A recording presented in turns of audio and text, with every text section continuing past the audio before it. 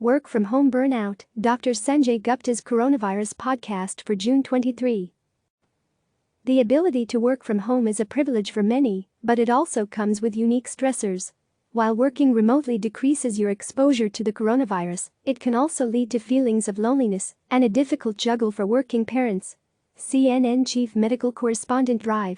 Sanjay Gupta talks about work from home burnout and strategies for coping with it. You can listen on your favorite podcast app or read the transcript below. Currie, event manager: I think the thing I miss the most being at home is the ease of collaboration that happens.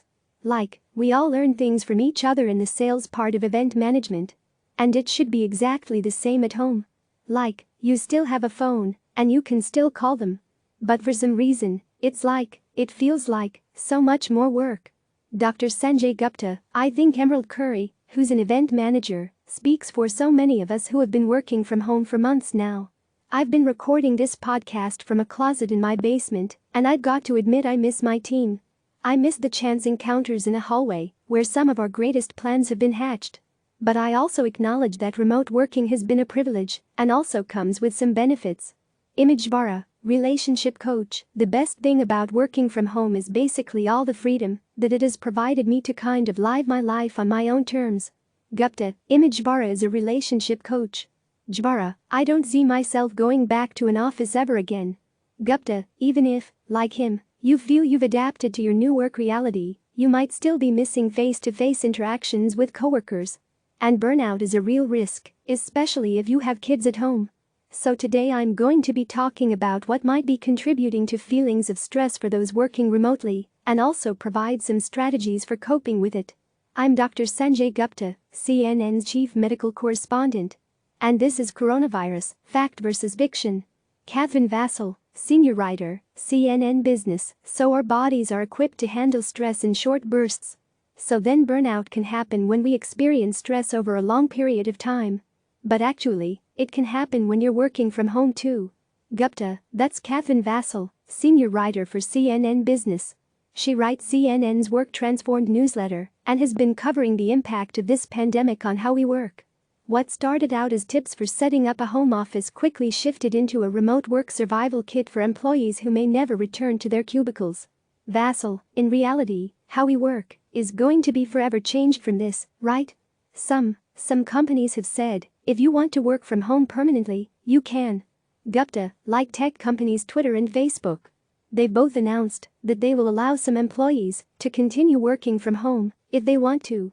No doubt, working from home has lasted longer than many of us ever anticipated, and the line between work and home has gone from blurry to practically invisible. But Vassell says establishing boundaries is still the key to maintaining your sanity and your productivity. Vassell: some of the biggest contributors to burnout is a lack of control. So that means you don't know when a project is going to come through, or you might not know how you should prioritize all the tasks that you're given. So if you kind of set very clear boundaries on this is when I plan to be working, and you share that with your boss and your colleagues, then everybody can kind of get on the same page. So everybody knows the expectations. The boundaries have been set.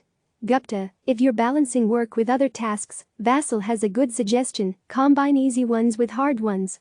For example, you might have trouble working and caring for an elderly relative, but maybe a conference call while folding laundry is doable.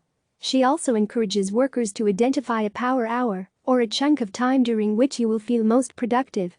Vassell: recently, my most productive hours are from 9 p.m. to about 1 a.m., a little bit later, where I can just kind of sit and write.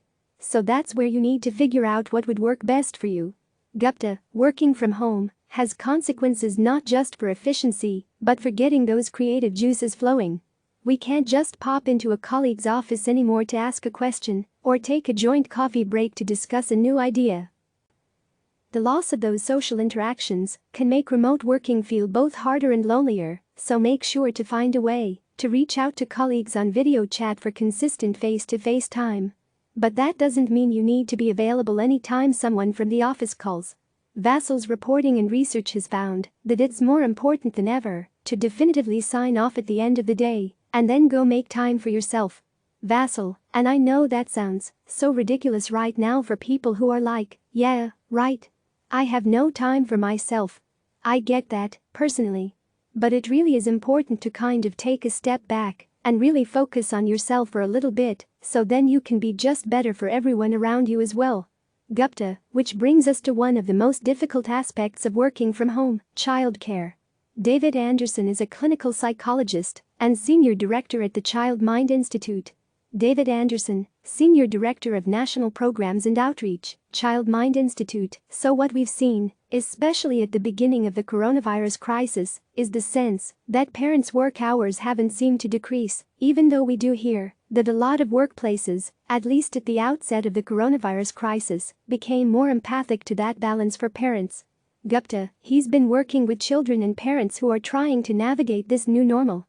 Anderson, over the course of the coronavirus crisis, the difficulty is that same empathy that we began with in March seems to have faded. In that at first, when folks thought they were social distancing for 2 weeks, the thought was everyone can be mindful of the, reduced hours that parents might have. But many businesses now are just trying to survive.